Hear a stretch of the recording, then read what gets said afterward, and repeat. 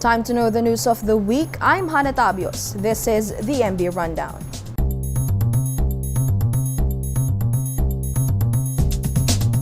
President Rodrigo Duterte's third state visit to Japan has sealed 26 business deals with a Japanese businessman at the 25th International Conference on the Future of Asia in Tokyo.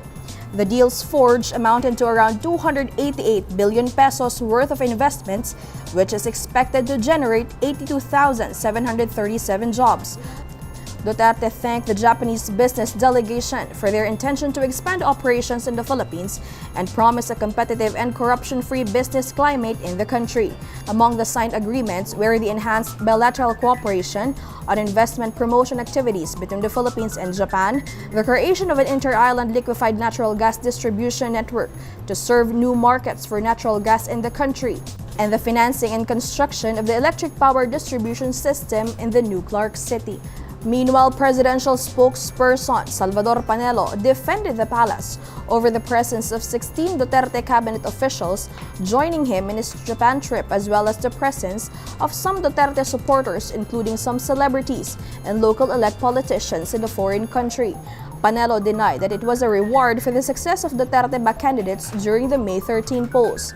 It can be recalled that Duterte himself barred government officials from going on travel junkets through an executive order signed last March 15.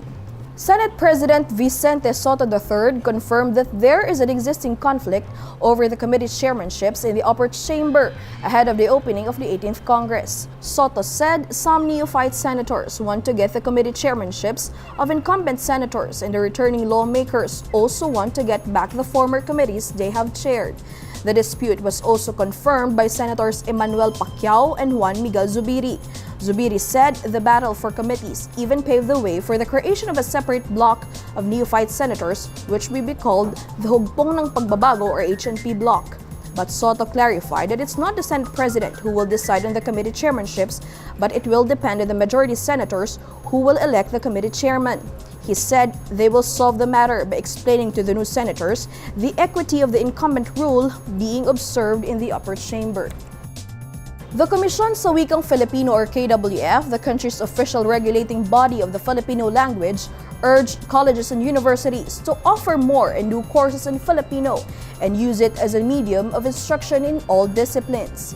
This after the Supreme Court recently upheld the constitutionality of the CHED Memorandum Order No. 20, which excluded Filipino panitikan in the Constitution as part of core subjects of college courses to ensure the non-duplication of subjects taught in grades 1 to 10, senior high school, and college. In fact, in a press briefing at the NCCA office in Intramuros, Manila last Monday, a teacher in Marikina Polytechnic College even disclosed that a state college is set to abolish their Filipino General Education or GE subjects in the opening of the 2020 academic calendar year. GE subject, yung mga kumukuha ng civil technology, pero sila mga Filipino subject na Filipino 1, Filipino 2, Filipino 3. So yun yung sinasabi ko na tatanggalin so far. Kami, ang ituturo namin Rizal, which is hindi naman kami naka-vertical line doon. National artist Virgilio Almario, NCCA and KWF chairperson, said school administrators deliberately misread the recent SC ruling. Kasing paniniwala, hindi mangyayari ang cultivation at intellectualization of Filipino kung hindi ito gagamitin sa higher studies. KWF also urged the new GE courses should be taught in Filipino and English, but with preference for Filipino, as a CHED memo only provides the minimum standards for the GE component of all degree programs and does not limit the academic freedom of universities and colleges. On its 6th year, the Manila Bulletin Publishing Corporation has concluded another summer camp for aspiring young journalists. Our co-anchor, Benedict Bravo, one of the graduates of this year's MB Junior Journalists, will tell us more. Thank you, Hannah. It's another year of fulfillment for some aspiring young journalists who enrolled in the 2019 Manila Bulletin Junior Journalist Summer Camp. My fellow graduate, Naomi Elise Rodillo, has the full details. Naomi? It's a stepping stone for all the aspiring young journalists in the country as 38 students finally earned their diplomas in the recently concluded Junior Journalist Summer Camp 2019. organized by the Manila Bulletin Publishing Corporation.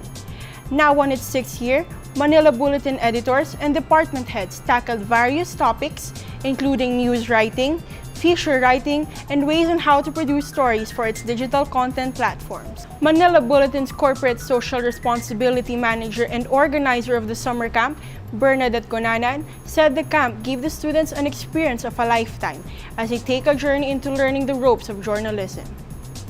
This is my second year.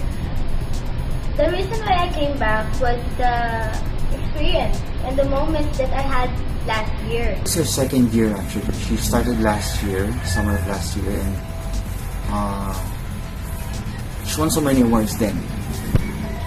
I could see in her that she has such a love for journalism. She loves to write, and this helped her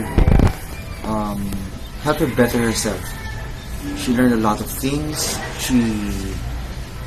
We didn't really expect to finish that way, but she achieved so much, far greater than we expected. This is Naomi Elise Rodillo for the MB Rundown. Australian Navy pilots were hit by laser beams while conducting a recent military exercise in the hotly contested South China Sea, with Chinese militia vessels suspected to be behind the attacks. According to Johan Graham's entry in Australian Strategic Policy Institute's Strategist blog, lasers were pointed at some helicopter pilots passing the Chinese fishing vessels, which prompted them to return to their ship for medical checkups. Graham was among the academics invited to observe the Indo-Pacific Endeavour 2019 exercise on board landing helicopter Duck HMAS Canberra in service with the Royal Australian Navy. Graham noted that a Chinese warship had been following them at a discreet distance for most of the transit. This despite the fact that their route did not take them near any area occupied by the Chinese forces. Australia National University maritime law expert Don Rothwell said this was the first time that Australian personnel have been targeted by lasers.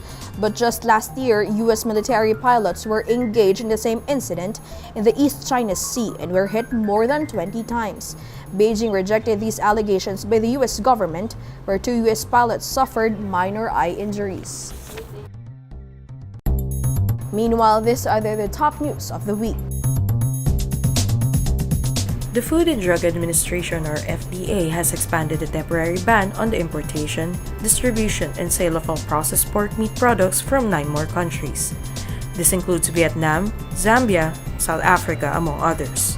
Just last year, the FDA released an advisory imposing the same ban for the initial 7 countries.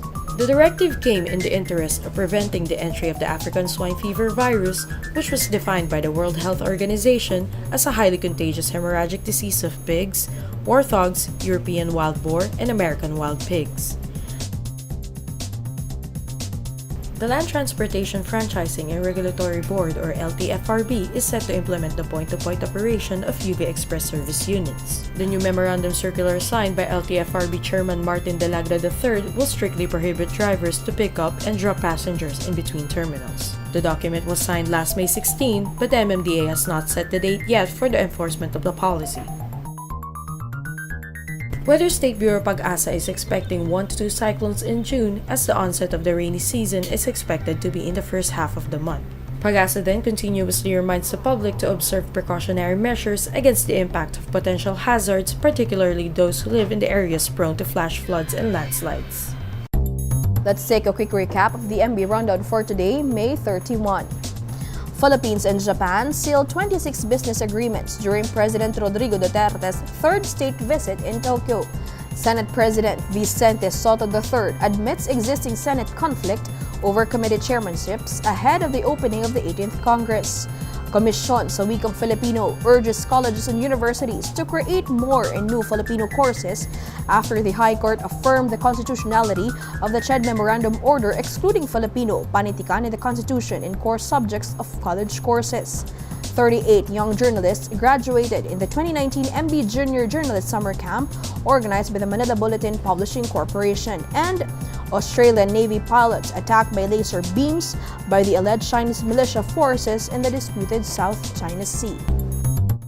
And that's the MB Rundown. I'm Hannah Tabios.